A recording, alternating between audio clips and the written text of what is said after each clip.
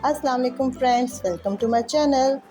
Friends, आज मैं बना रही हूँ आलू के पराठे, क्योंकि हमारे घरों में अक्सर ऐसा होता है कि अगर एक दिन पहले आलू गोभी बन गई है तो अगले दिन से कोई खाना पसंद नहीं करता कि अब ये एक दिन पुराना सालन है, बासी हो गया है, ये है वो है, नखरे होते हैं।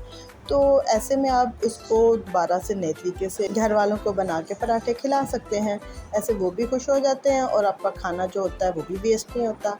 तो पराठा बनाने के लिए सबसे पहले हमें आटा इस पोस्ट में छलनी ज़रूर कर लेना चाहिए, क्योंकि उसके अंदर कीड़े पैदा हो सकते हैं। क्योंकि बरसात का मौसम है तो उसको अच्छे से गूंथते जाएं जब तक कि इसकी डो रेडी नहीं हो जाती। तो मैंने आटा गूंद लिया, फिर मैंने बाउल में थोड़ा सा ऑयल डाला। इससे हमारे आटे के ऊपर अब पता है थोड़ा सा वो आ जाता है, ड्राई सा हो जाता है फ्रिज में रखने से। तो वो अगर ऊपर लगा ले तो उसके बाद ऑयल लगा ले, बाउल के नीचे भी चिपकता नहीं हाथों पे, और ऊपर भी इसके अगर लगा दे तो वो काफ़ी अच्छा रहता है और काफ़ी टाइम तक आप उसे यूज़ कर सकते हैं और ख़राब भी नहीं होता। और फिर उसके बाद मैंने आलू गोभी का सालन निकाला बाउल में से, उसमें थोड़ा सा ज़ीरा डाला, उसमें थोड़ा सा नमक ऐड किया, क्योंकि ज़ाहिर सी बात है पराठों में डालना है तो उस हिसाब से होना चाहिए कि थोड़ा घर में तो हमें जब रोटी के साथ खाना तो अपनी ज़रूरत होती है ना कि हम इतना यूज़ करें या इतना करें, लेकिन पराठे में कम लगता है मसाला तो फिर उस पर हमें करना पड़ता है। उसके बाद मैंने स्लैब को अच्छे से साफ़ करके आटा बेलना स्टार्ट कर दिया उसके ऊपर, और मैं अलग अलग शेप से बना रही हूँ। जैसे कि आपको स्क्रीन पे नज़र आ रहा है कि मैंने रोटी को बेला, उसके ऊपर गोभी को लगा दिया और उसको 4 साइड से उसको फोल्ड करना स्टार्ट कर दिया। इससे हमारा 4 कॉर्नर वाला जो पराठा होता है वो बन जाता है, और बच्चे बहुत शौक़ से खाते हैं। मेरी बेटी को बहुत पसंद है ये पराठा। और फिर इसको तवे के ऊपर डाल के फ्राई करना है, जैसे जितना ऑयल ज़रूरी हो, जितना, वो सब आपकी अपनी मर्ज़ी होती है। कुछ लोग कम ऑयल में बना हुआ पराठा खाते हैं, कुछ लोग ज़्यादा ऑयल में बना हुआ पराठा खाते हैं, क्रंची फ्राई हुआ हुआ। मैं दूसरों के लिए बनाती हूँ तो नॉर्मली ज़्यादा ऑयल यूज़ करती हूँ, लेकिन जब मैं खुद के लिए बनाती हूँ तो मैं थोड़ा कम ऑयल में, मुझे ज़्यादा ऑयल वाला वो अजीब सा हो जाता है, उसके ना टमी फुल सा पहले हो जाता है, तो वो मुझे अच्छा नहीं लगता। मेरा दिल होता है कि मैं पूरा पराठा अपना ख़त्म करूँ, तो इसलिए मैं कम ऑयल में अपना पराठा फ्राई करती हूँ। अच्छा जी, तो फिर ये वाला पराठा मेरा फ्राई हो गया। उसके बाद मैंने साथ साथ अगला पराठा भी बनाना शुरू किया। अगला पराठा बनाते बनाते मैं वीडियो की रिकॉर्डिंग के दरमियान मैंने काफ़ी ज़्यादा पराठे जो है वो ख़राब कर चुकी हुई थी, क्योंकि मेरा फ्रेश आटा गूँधा हुआ था। तो आप प्लीज़ आटा गूँध के 1-2 घंटे पहले रख दें। फिर ये देखें मैंने जो ये वाली इसकी किस तरह से किया है, मैंने हर तरफ से ब्राउन ब्राउन करके उसको गोभी को अंदर भर के तो उसको मैंने फ्राई होने के लिए फिर से तवे पे डाल दिया है। ये वो पराठे हैं जो छोटे, नॉर्मली बच्चे बड़ा पराठा खा नहीं पाते तो उनके लिए छोटे पराठे बनाने पड़ते हैं। तो एक पेड़ा लिया, उसी में मैंने सारा बना लिया।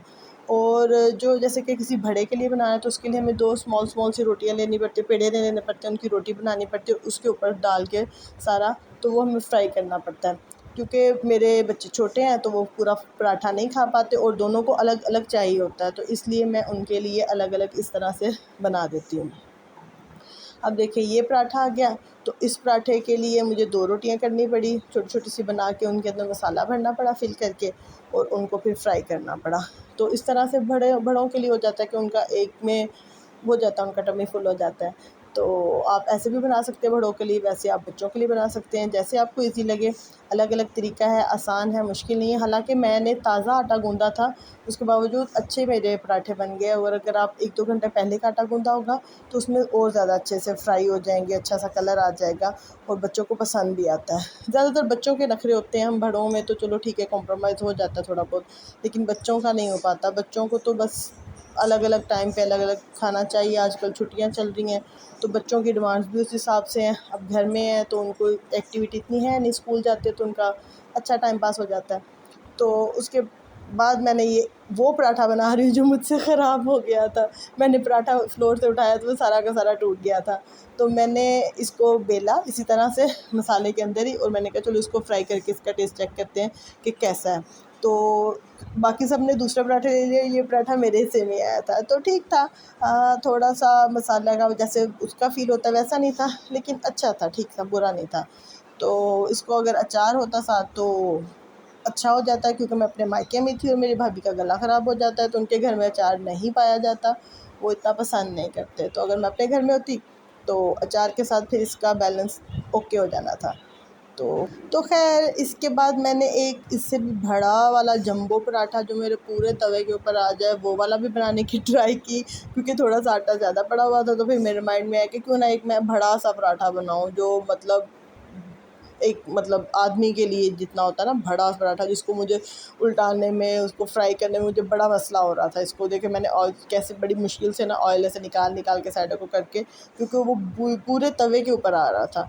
तो फिर मैंने वो बनाने की कोशिश की कि चलिए थोड़ा सा ना एक्सपेरिमेंट करते, क्योंकि मैं तो एक्सपेरिमेंट करती रहती हूँ हर टाइम किसी ना किसी चीज़ पे। तो आप भी कीजिए अपने घरों में अलग अलग एक्सपेरिमेंट अपनी कुकिंग। और अगर आपको मेरी वीडियो पसंद आई तो मेरे चैनल को लाइक और सब्सक्राइब करें। अल्लाह हाफिज़।